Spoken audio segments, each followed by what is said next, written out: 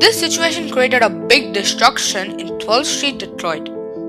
President Lyndon Johnson authorized deployment of federal troops from 82nd and 101st Airborne Division into Detroit to take control of the situation.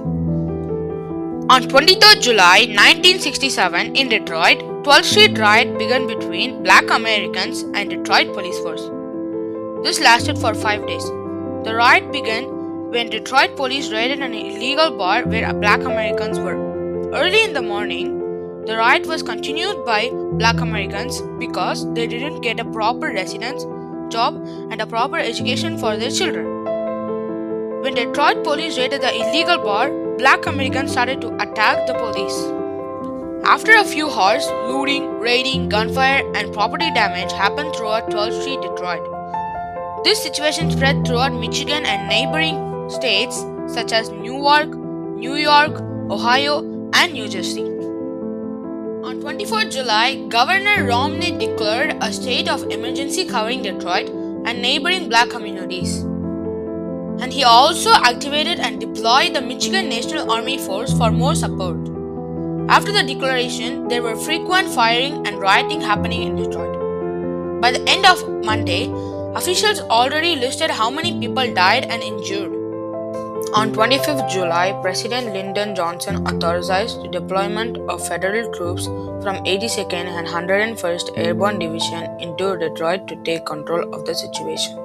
The federal troops, Michigan National Guards, and Detroit State Police Force started to control the situation. Heavy troop presence began to reduce looting, gunfire, and tension. On 26 July, rioting, looting, raiding was still continued. After some time, slowly looting and gunfire declined because of continuous patrolling and raiding.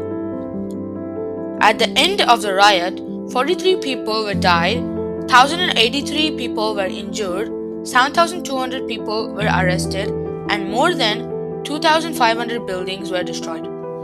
All Black Americans were blamed by white Americans, saying that Black Americans are responsible for the riot.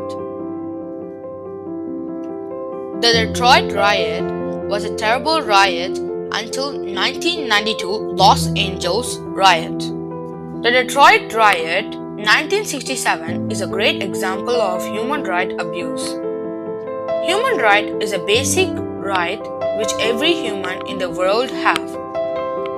Human rights was created by United Nations after World War II. The declaration states that all humans have right to speech, right to language, right to religion, and etc.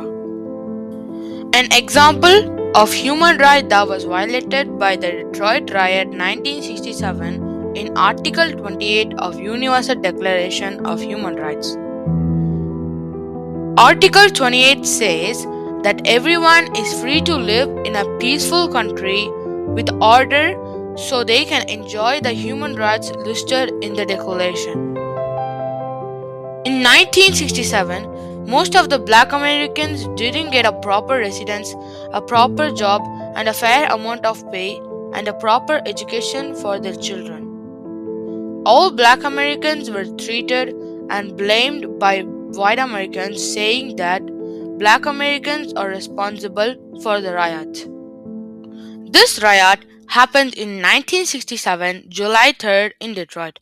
This event caused huge destruction in Detroit, but nothing really changed. This incident caused a huge fight between Black and white Americans.